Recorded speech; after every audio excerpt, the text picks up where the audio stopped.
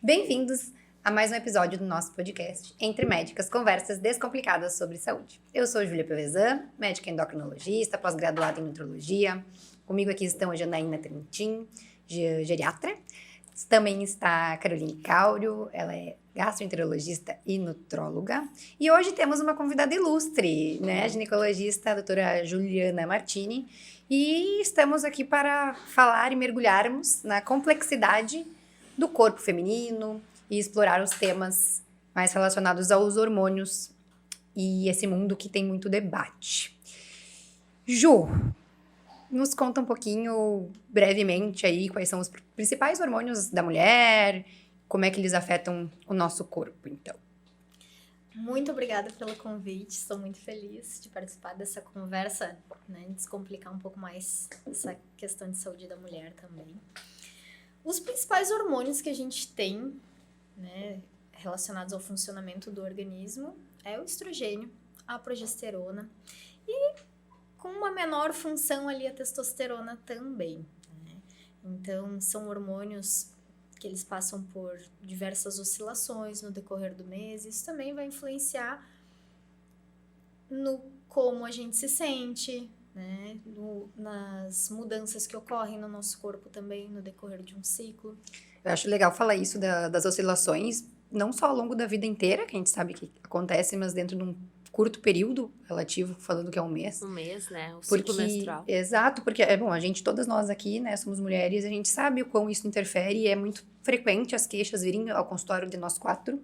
E muitas vezes isso, na verdade, tem uma relação com as questões hormonais e não com doenças, com problemas ou até com falta de hormônios, como muitas vezes os pacientes, né, as pacientes acabam achando que pode ter algo de problema. Conta pra mim, Ju, com relação aos desequilíbrios, assim, aos sintomas, quais são as principais queixas que as mulheres chegam no consultório, assim, pra ti? Que às vezes a gente chega com algum paciente, né, pra mim, como gastro ou como nutróloga, o paciente chega dizendo, em tal fase do ciclo eu fico mais comilona, ou eu fico com dor abdominal, enfim, o que mais chega, assim, pra ti? O que tu mais vê na tua prática clínica de desequilíbrio? Existem as variações fisiológicas, né, que no decorrer do ciclo, por aumento de um hormônio, diminuição de outro, então pode ser que tenha essas alterações até do humor, né, de se sentir com mais energia, mais disposta, ou em outra fase ficar mais introspectiva, talvez com menos disposição, se sentir um pouco mais cansada, alterações também nessa questão da vontade de comer certas coisas, né. Mas quando a gente pensa em desequilíbrios hormonais, a gente tem que entender que tipo de desequilíbrio está acontecendo, né? Para entender também quais sintomas relacionados e, obviamente, buscar um tratamento mais adequado. Então, por exemplo, existem quadros em que tem excesso de hormônios, né? O excesso da testosterona, por exemplo, que ocorre em mulheres que têm a síndrome dos ovários policísticos, pode levar a sintomas como excesso de pelos, excesso de oleosidade na pele, acne também, queda de cabelo, né? Então, são alguns efeitos relacionados a essa alteração hormonal. Existem sintomas também pela falta de hormônios, como é o que ocorre na menopausa, pela diminuição do estrogênio, pode ter calorão, pode ter mais irritabilidade, secura vaginal. Uma coisa também que acontece com frequência são dúvidas a respeito de oscilações nos hormônios e até as pacientes querendo dosar seus hormônios, só que elas estão em uso de contraceptivo oral. Pois essa era a minha próxima pergunta para vocês duas, né? Que é muito comum também os pacientes chegarem, né, Jana? Eu queria saber... Como é que estão os meus hormônios? Essa Então, é clássica. dá para eu dosar meus hormônios? Às vezes os homens também, aqui a gente tá falando mais sobre o universo feminino, mas às vezes os homens querem saber quanto que tá a sua testosterona e as mulheres querem saber se precisa dosar ou quer saber se já tá chegando na menopausa, enfim.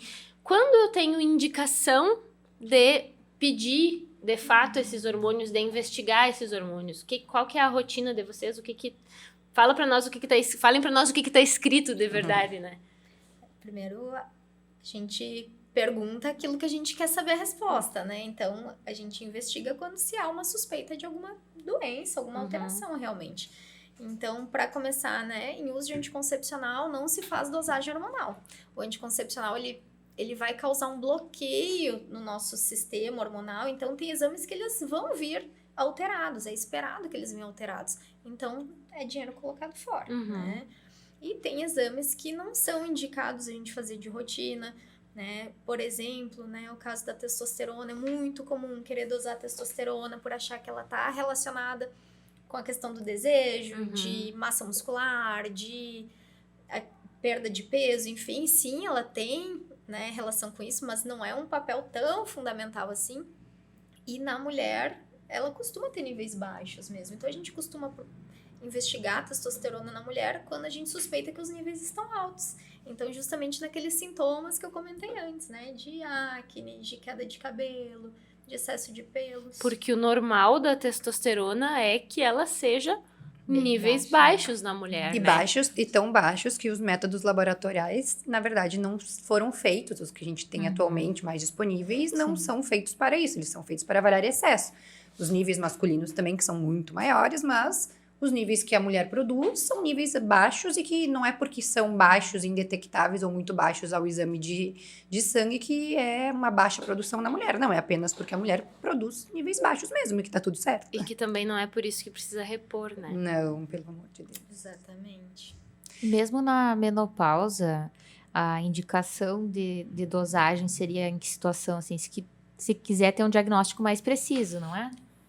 Exato, porque está na fase de idade da menopausa, está apresentando sintomas, não precisa de um exame para Não precisa confirmar do que exame. aquela mulher está passando por essa fase e nem mesmo para indicar se ela necessita ou não de uma reposição.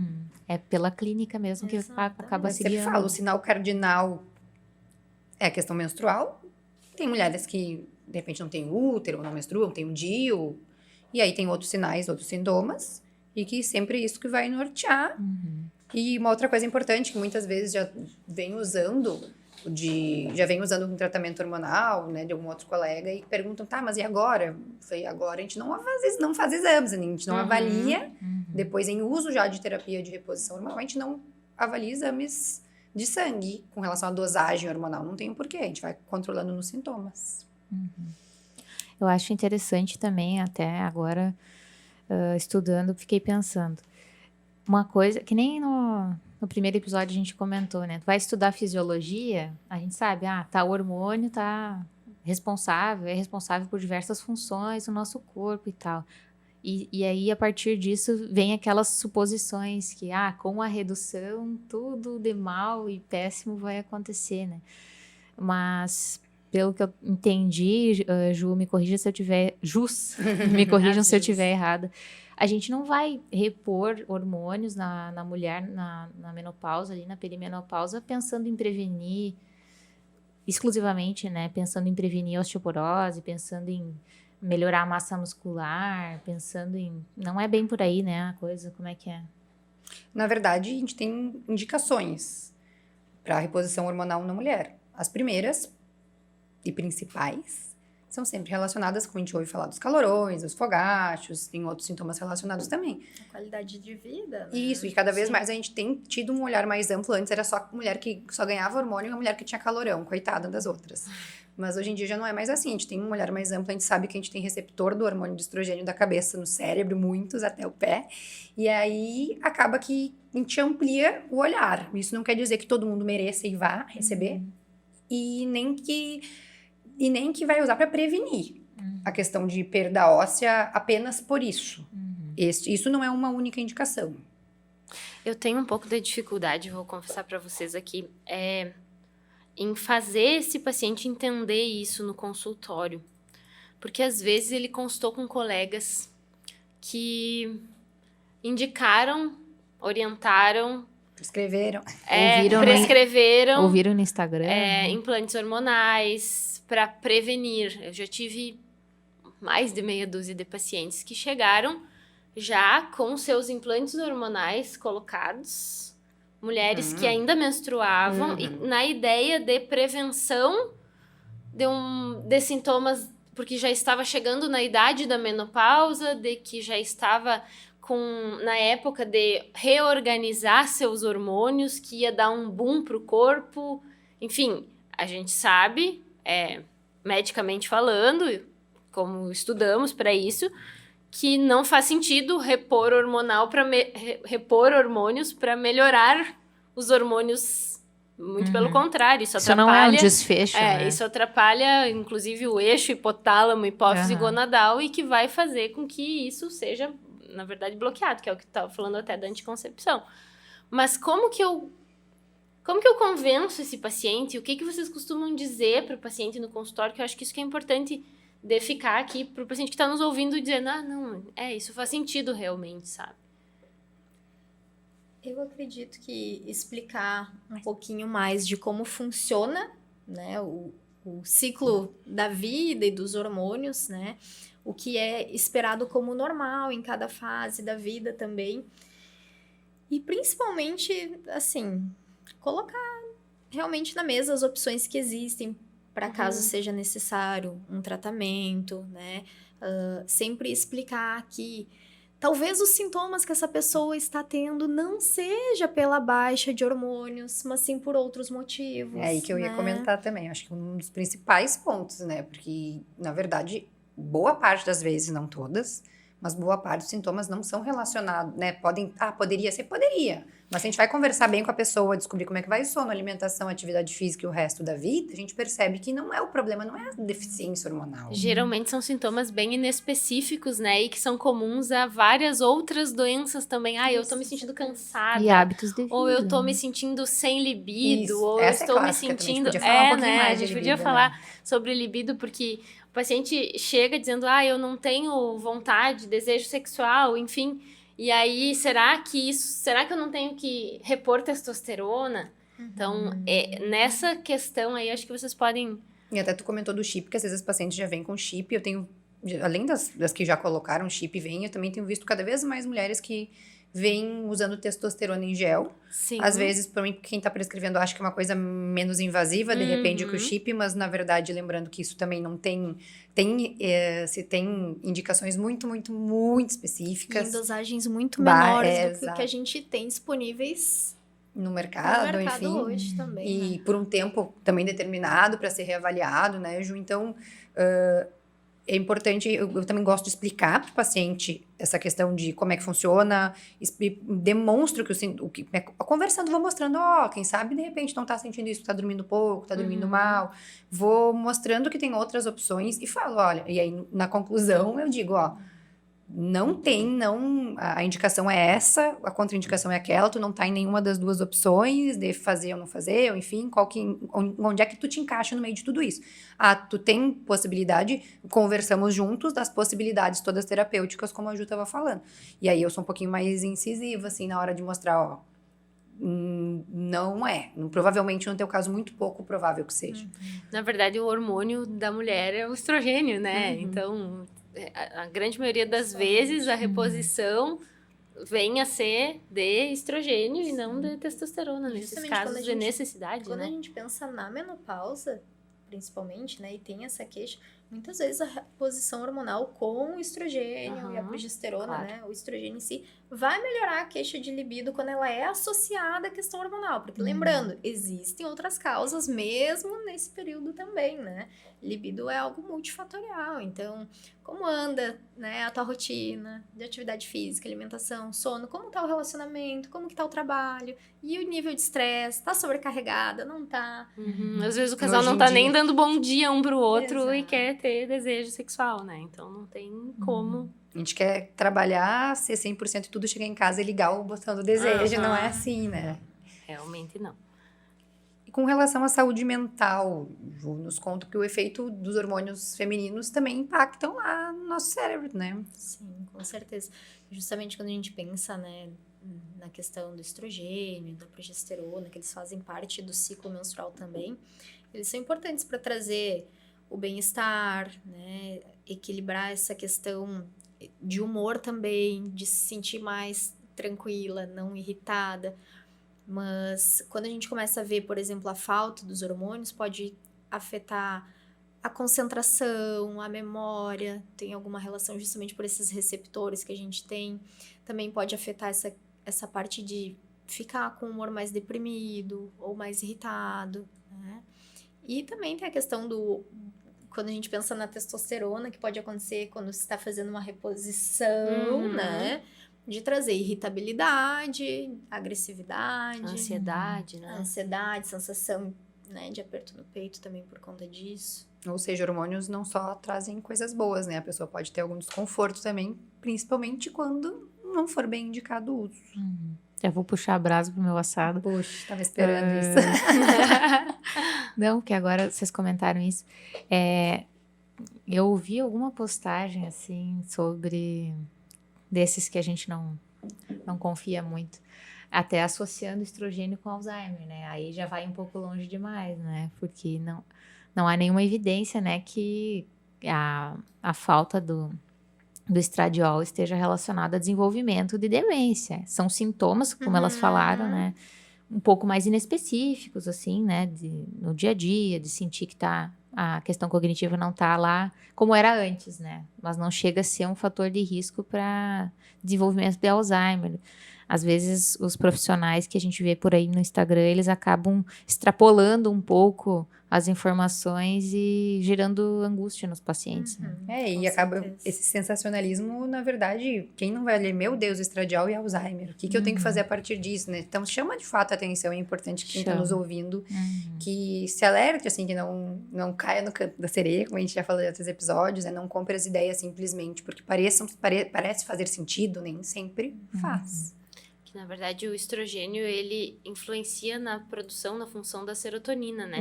Então, se a paciente lá na menopausa, na perimenopausa, começa a ter essas flutuações hormonais, esses desequilíbrios hormonais, é esperado essas alterações de humor, essas alterações de ansiedade, essas alterações de memória, enfim. Então, acho que é muito mais a questão... É que nem a gestante, né? A gestante também, o desequilíbrio... Assim, em tese, se o estrogênio é para trazer bem-estar, uma gestante está repleta de estrogênio. Por quê? Porque existem flutuações hormonais que acontecem e essas flutuações hormonais, às vezes, desequilibra essa questão, gerando estresse, ansiedade, enfim. E tu falando do triptofano, né, Carol, a gente lembra que, além da parte hormonal, na verdade, o triptofano, uma das outras formas de ser estimulada a serotonina, enfim, triptofano é através da atividade física, através da alimentação. Então, tem outras coisas que são importantes estarem ajustadas, equilibradas. Então, tem micronutrientes e elementos da alimentação que vão ser importantes nas conversões enzimáticas dos nossos hormônios, inclusive, para conseguirem agir. Então, a gente vira sempre a chata da história, que tem que ter o todo, né? Pois é. Eu até fiquei pensando também em relação à sarcopenia, né? Que existe muito essa questão dos hormônios sexuais estarem relacionados a envelhecimento, a perda de massa muscular, enfim. E... O único estudo que eu encontrei aqui, sem ser esses que associam, né, de fisiologia ou que associam baixa de hormonal com perda muscular, o único estudo que avaliou pacientes que estavam usando terapia de reposição, comparando as que não estavam, não identificou que a reposição hormonal melhora a massa muscular. Então... Acho que é bem importante ficar também esse alerta para as pessoas que não é porque lá na fisiologia, né, como eu falei antes, um hormônio está relacionado a alguma coisa que a reposição em um determinado contexto, como a menopausa, vai causar todos aqueles efeitos e benefícios que se imaginam. Vou contar a fofoquinha, então, um momento fofoquinha. Na verdade, é uma paciente que me procurou faz algumas semanas, enfim, e com o diagnóstico de sarcopenia, tá? O diagnóstico era sarcopenia, então, baixa massa muscular, baixa função muscular, enfim. O tratamento prescrito por uma ginecologista, testosterona em implante hormonal. E ela disse, depois eu vi que não era bem assim, mas aí eu já tinha posto, enfim, e agora, enfim, ela ainda fazia, sei lá, acho que uns 5 ou 6 meses que ela estava, então, em tese, ainda com um implante válido, tá? E Aí a paciente foi consultar comigo. Eu avaliei a dieta dela. Ela tinha um consumo proteico que era 0,3 grama Meu por Deus. quilo, assim. Isso é Então, baixíssimo, no mínimo gente. que a Muito gente baixo, deveria né? recomendar seriam 0,8, 1 grama por quilo de proteína. Uns 30% do Enfim. que ela deveria estar consumindo, Uns né? 30%. E atividade de força? Zero também. exercício? Zero também. Aí, eu perguntei assim, tá, e tu foi orientada? Não. Eu não fui orientada. Tu ganhou o implante, mas tu ganhou a orientação da dieta, tu ganhou a indicação de, consulte um nutricionista, consulte um nutrólogo. Tu ganhou a orientação de que tu deveria fazer atividade física? Não ganhei. Enfim, resumo da ópera, com o implante de testosterona, nós fizemos uma bioimpedância, ela tinha uma bioimpedância anterior ao processo. Aliás, ela não tinha uma bioimpedância, ela tinha uma avaliação. Uma avaliação de composição corporal por outro método, tá? Por o DEXA. Mas assim, calculando a massa muscular na bio que a gente fez, ela tinha perdido. Então, ela tá... Claro que são métodos que não são comparáveis, a gente tem que avaliar isso também. Mas ela não tinha ganho nada de músculo com o implante de testosterona. E eu disse, olha, eu não esperava uma coisa diferente com esse teu consumo proteico. Então, vamos recalcular, vamos recomeçar. Agora tá aí o implante, paciência, vai acabar, vai terminar. E a gente segue para o que tem validade. Vamos começar pelo básico, vamos começar calculando a tua dieta, vamos começar a organizar o que tu precisa consumir de micronutrientes, porque não é só proteína também que importa, né? Claro. Qual atividade de força que nós vamos começar a fazer? Tu quer fazer uma musculação? Tu quer fazer um pilates mais resistido? Enfim, para realmente corrigir isso, porque essa orientação, infelizmente, faltou. Então, realmente, como tu estava falando, não é só dar a testosterona que vai resolver o problema da sarcopenia. O hormônio não é... Os hormônios não são milagre e resolução de problemas, né?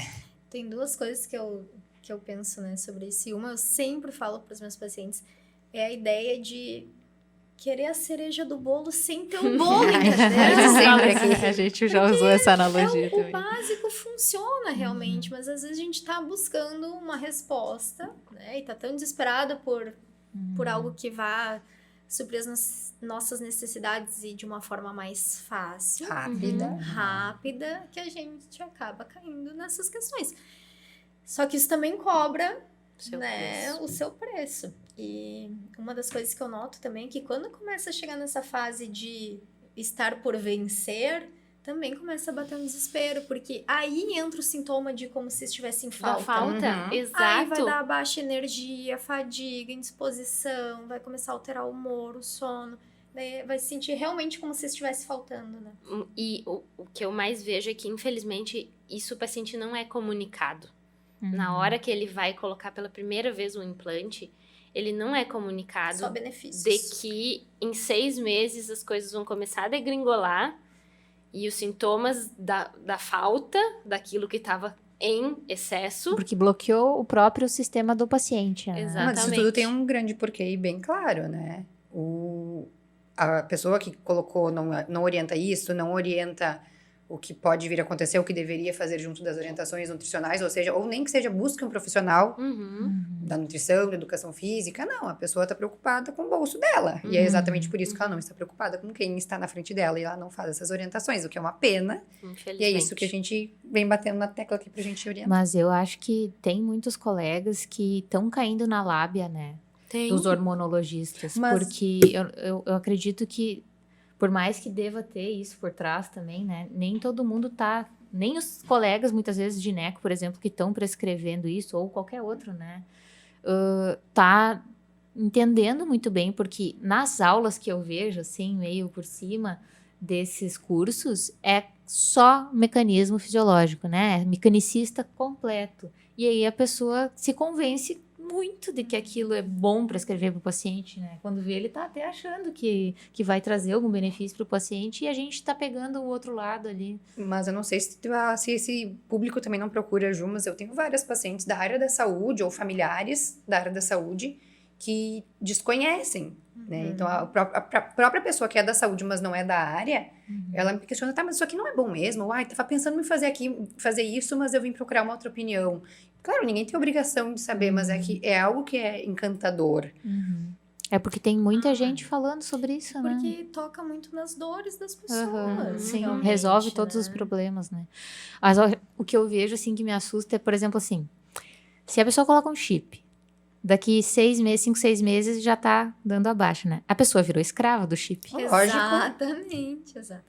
E virou escrava daquela indústria, né? Claro! Ou E é do por isso- manipulado, E enfim, daquele do profissional, transdérmico, E não outra importa. questão, né? Está por vencer, começou a dar os sintomas.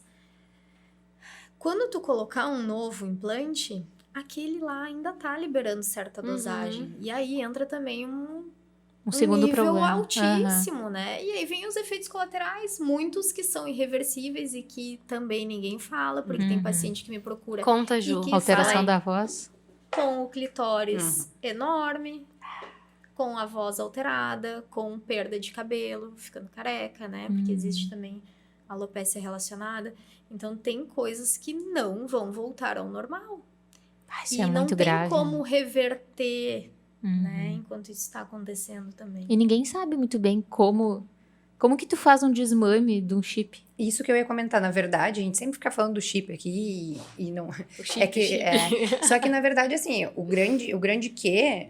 É um anabolizante, né? A gente também mais eu do acho que que até. não é nem isso, Ju. O que eu quero dizer assim, ó. Claro que daí vai ter testosterona, outras coisas, porque tem gente que usa também coisas orais junto. Exato.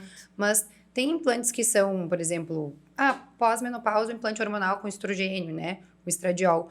Na verdade, eu acho, é fantástico, né? A pessoa poder botar, não precisa lembrar de tomar. Só que assim, a gente não tem, a ideia é muito boa, mas a gente não tem uma segurança e nem nada validado aqui no nosso país, passado pelos órgãos regulamentadores, enfim, que seja seguro, que a gente saiba como é que vai ser esse pico, como é que vai descer. Senão acontece isso que a Ju comentou. Então, mas passou o tempo, e aí vai colocar um outro, mas será que, o quanto será daquele anterior que tem ainda? Quanto que tá circulando? A gente não sabe, acho que é essa a questão. A gente bate sempre aqui na tecla do que a gente sabe que não tem evidência de segurança. Se um dia tiver, a gente vai falar bem. Então, não é quer dizer que a gente é contra a favor. A questão é o fato de a gente saber, a gente tá prezando o nosso 4 aqui pela segurança sempre de quem tá nos ouvindo. E para resumir, parece que quem prescreve com essas promessas todas, ele não fala como que é o longo prazo para o paciente. Quanto tempo vai... Porque a gente propõe um tratamento, digamos, tem doenças crônicas que vai ser um tratamento indefinido. Agora, essa questão que ninguém sabe nem dizer o que é o nome, né? Porque não se sabe Porque mesmo. não tem um nome do... por quanto tempo que trata? E aí? E a pessoa fica muitas vezes completamente desassistida nessa hora, né? Acaba tendo que procurar outro profissional. Ju, comenta pra nós, pelo menos na reta final, a respeito do tratamento, aqueles da menopausa que a gente sabe que é seguro, que é eficaz. Então, quais são as opções que tem? Claro, não vai estar prescrevendo nada, que cada um procure seu ginecologista e procure seu endócrino, enfim, para poder receber as orientações e individualizar o tratamento, mas comenta quais são as opções, então, que são seguras e que são possíveis. Então, como a gente falou antes sobre os hormônios importantes, né, na mulher, os principais, quando a gente pensa em menopausa, é a diminuição do estrogênio. Então, o estradiol, que é esse hormônio que tem funções muito importantes no nosso organismo, de prevenir osteoporose, doença cardiovascular, esses sintomas, ele é o principal quando a gente pensa em reposição hormonal também, né? Mas a gente sabe que a progesterona, ela vai ter um papel importante na reposição hormonal, principalmente de mulheres que ainda têm o útero, para proteger o útero de doenças, como o câncer do endométrio também. Quando a gente pensa nessas duas substâncias, existem diversas no mercado, né? Com diversas vias de administração também. Então, existe terapia hormonal em comprimido, existe terapia hormonal em adesivo, terapia hormonal em gel para aplicar na pele, né? Então, quando a gente pensa nessa questão, principalmente, mas e hormônio bioidêntico? É só nos implantes que a gente encontra? E não, a gente tem hormônio bioidêntico no comprimido também, né? Se tu vai lá na farmácia, tem comprimido de estradiol. Com segurança, né, para prescrição. Exato, e com estudos que mostram qual a dosagem segura, né? Naquela dosagem, o quanto vai estar circulando no organismo, quais os efeitos, quais os riscos associados, né? tem bula, né? Exato. Tem bula e tem farmacovigilância em cima, né? Eu acho interessante a ideia que se vende, ironicamente falando, que o hormônio transdérmico tem que ser manipulado, se tem na farmácia, né? Qual que é a grande vantagem? Eu acho curioso que a mulher falando em mulher em todas as faixas etárias, né? A gente tá numa época onde as mulheres mais jovens estão fugindo dos hormônios contraceptivos. Exato. E aí querem buscar os hormônios de outras maneiras. Então tem medo por um lado dos hormônios, mas por outro lado não tem. Então é Controverso, muito né? controverso. Essa falsa ideia de que por ser bioidêntico não vai trazer riscos, né? Não é Por o teu ser corpo manipulado, que tá produzindo, né? e talvez você não precise dele. Tem que Por pensar ser nisso. manipulado, né, também. Ai, tá ali no pumpzinho pequenininho, é nano. Ai, é nano. Esses nomes bonitos, né? E outra coisa que é engraçado, porque os hormônios antigos eram derivados dos cavalos, né? Os taurina, Os equinos. E hoje em dia tem os que vêm na farmácia também, que são derivados de plantas, né? Que são naturais. Então também tem aquele apelo do natural, que é como se o manipulado lá no México, sei lá onde, do Iame do México, fosse melhor do que o que tem na farmácia. Mas, na verdade é o mesmo, né? E eu ia dizer a questão, né, do anticoncepcional, né? Essa ideia de que...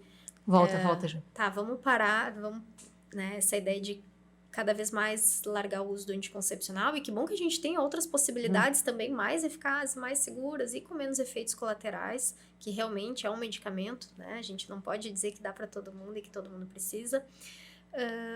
É que as mulheres têm buscado abandonar o anticoncepcional, principalmente na ideia dos seus efeitos colaterais, né? E dessas ideias é a questão da diminuição de libido relacionada ao Então anticoncepcional. nos fala um pouquinho mais a respeito, então.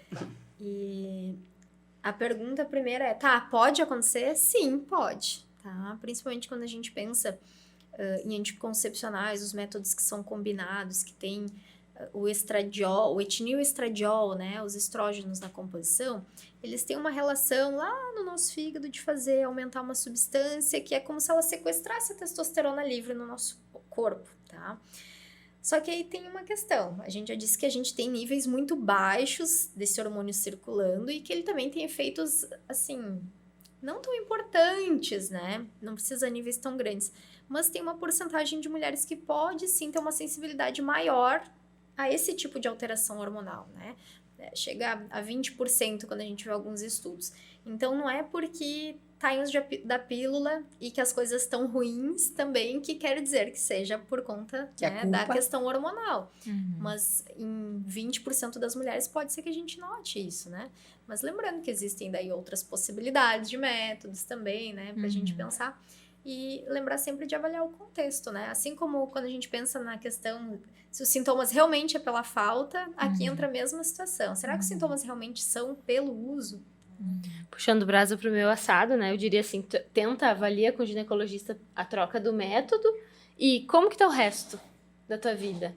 Como é que tá a questão do teu investimento no teu relacionamento com o teu parceiro, por exemplo, falando da questão da libido, ou como é que tá teu sono, como a gente tá sempre falando do sono também, como é que tá a tua alimentação, lembrando, né, novamente, a questão das proteínas, que são importantes para a produção de certos hormônios, a questão dos ácidos graxos, ômega 3, ômega 6, a questão das fibras também.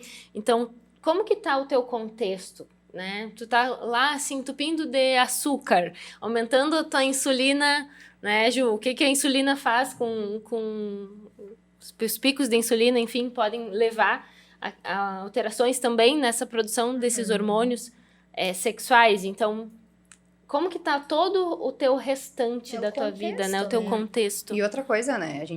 Eu entendo que adultos que somos, preocupados com inúmeras coisas que estamos, cada vez mais e sempre com os problemas do nosso fácil acesso e querendo pronta resposta, a gente se cobra muitas vezes de chegar nos momentos e tá morrendo de vontade de ter relação, de namorar. A gente tem que fazer um esforcinho também, porque não é, né? Convenhamos, a gente não chega em casa e deixa os problemas da porta para fora, onde aqui vai ser só lindo e vai ser amor. E a gente passa aquilo com isso na cabeça. Então, às vezes, a gente tá cansado. Isso não quer dizer que tu não vai ter vontade de... Mas a gente vai ter que fazer um esforcinho pra criar aquele momento, ter aquela vontade de surgir ali, né? E isso tá longe de dizer que tem que fazer à força, né? Não, pelo amor tá de falando Deus. em outra situação, e que é o desejo responsivo da mulher. A gente tem que lembrar disso também, né? Essa ideia de que o desejo ele é sempre espontâneo, que é que nem a fome, né? Deu 3 horas, tô sentindo aqui, Não. chegou à vontade. Não, né? Então tem essa questão do desejo responsivo, que ele precisa de um estímulo. E às vezes não é só o estímulo ali na hora de receber um beijo, um abraço, um carinho, mas o estímulo que tá estimulando a tua mente durante o dia também, né? Durante a tua rotina. Que geralmente tá trabalho, filho, casa, e aí na lista Boletos. não Tá lá, assim, lá no 58 da lista, né? Está. Esse assunto daria outro Dá, a podcast, gente né, pode gente? combinar, inclusive. Muito bem. Vamos combinar. Muito bem, então englobamos aí vários aspectos dos hormônios femininos. A gente queria agradecer mais uma vez a presença da Ju, combinaríamos próximos. Agradeço o convite, estarei pronta para quando chamarem novamente. Ju, como é que a gente te acha nas redes sociais? O meu @, é doutora Juliana Martini. Tá ótimo. Siga a Carol. E o meu, então, é @carolcauri.gastro. O meu é @geriatra.janaína. O meu é @juliampiovesan. Então, obrigada a todos pela atenção, pelo tempo, pelo interesse de nos ouvir. E nos aguardem aí em próximos episódios. Beijo. Beijos, até mais, Beijos. pessoal.